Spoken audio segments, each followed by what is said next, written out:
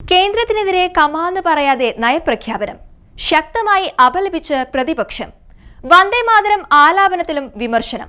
സംസ്ഥാനത്തിന് അർഹതപ്പെട്ടതും അവകാശപ്പെട്ടതുമായവ നഷ്ടപ്പെടുത്താൻ ഇടയാക്കുമെന്നും ആരോപണം.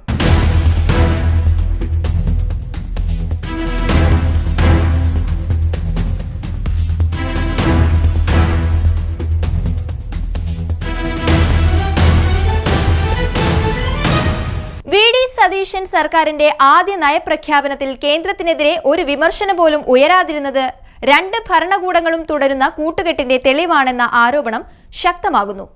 ഇത് സംബന്ധിച്ച് പ്രതിപക്ഷ നേതാവ് പിണറായി വിജയനും ശക്തമായ വിമർശനമാണ് ഉന്നയിച്ചത്. കേരളത്തിന് അർഹമായ കുറെ കാര്യങ്ങൾ കേന്ദ്രത്തിൽ നിന്നും ചോദിച്ചു വാങ്ങേണ്ടതുണ്ട്. എന്നാൽ അതേക്കുറിച്ചെല്ലാം നയപ്രഖ്യാപനം മൗനം പാലിച്ചു. ഇത് സംസ്ഥാനത്തിന് അർഹതപ്പെട്ടതും അവകാശപ്പെട്ടതുമായവ നഷ്ടപ്പെടുത്താൻ ഇടയാക്കുമെന്നും പ്രതിപക്ഷ നേതാവ് പിണറായി വിജയൻ പ്രതികരിച്ചു. കേന്ദ്ര സർക്കാരുമായി നല്ല ബന്ധം ആഗ്രഹിക്കുന്നതിൽ തെറ്റില്ല. പക്ഷേ കേന്ദ്രം കേരളത്തോട് സ്വീകരിച്ച നിലപാട് എന്തായിരുന്നു എന്ന അനുഭവമുണ്ട്. സാമ്പത്തിക ഫെഡറലിസത്തിന്റെ കടക്കൽ കത്തിവെക്കുന്ന നിലപാടാണ് കേന്ദ്രം മുൻപ് സ്വീകരിച്ചത്. അതിൽ സർക്കാർ നിലപാട് വ്യക്തമാക്കണമായിരുന്നു. കേന്ദ്ര സർക്കാർ നയങ്ങൾക്കെതിരെ നയപ്രഖ്യാപന പ്രസംഗത്തിൽ യാതൊരു പരാമർശവുമില്ല. സാമ്പത്തിക നയങ്ങളെ പേരിനു പോലും വിമർശിക്കുന്നില്ല.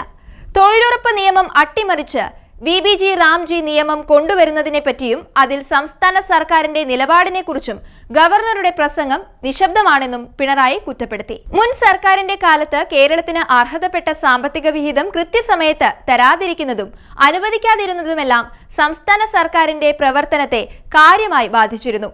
അർഹതപ്പെട്ട നികുതി വിഹിതം പോലും മുട്ടാപ്പോക്കു പറഞ്ഞ് പിടിച്ചുവെക്കുന്നത് കേന്ദ്രം തുടർശീലമാക്കിയിരുന്നു. സർക്കാരിന്റെ ദൈനംദിന പ്രവർത്തനത്തെ പോലും ബാധിക്കുന്ന തരത്തിലായിരുന്നു ഇത്.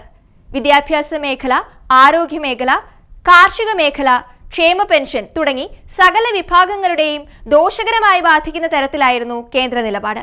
എന്നാൽ ഇതുമായി ബന്ധപ്പെട്ട ഒരു സൂചനയും നയപ്രഖ്യാപനത്തിൽ ഉണ്ടായില്ല എന്ന് മാത്രമല്ല, കേന്ദ്രത്തിനെയും ഗവർണറെയും സുഖിപ്പിക്കുന്ന രീതിയിൽ സമ്മേളനത്തിന്റെ തുടക്കത്തിൽ വന്ദേ മാതരം ആലപിക്കാൻ പുതിയ സർക്കാർ സമയം കണ്ടെത്തിയെന്നതും വിമർശന വിധേയമായിട്ടുണ്ട്. സത്യപ്രതിജ്ഞാ ചടങ്ങിൽ വന്ദേ മാതരം മുഴുവനായി ആലപിച്ചത് വൻ വിമർശനത്തിന് ഇടയാക്കിയിരുന്നു.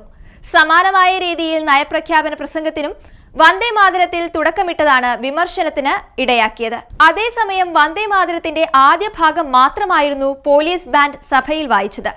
കേരള നിയമസഭയുടെ ചരിത്രത്തിൽ ആദ്യമായാണ് വന്ദേ മാതരം ആലപിച്ചുകൊണ്ട് സഭാ നടപടികൾക്ക് തുടക്കമാവുന്നത്.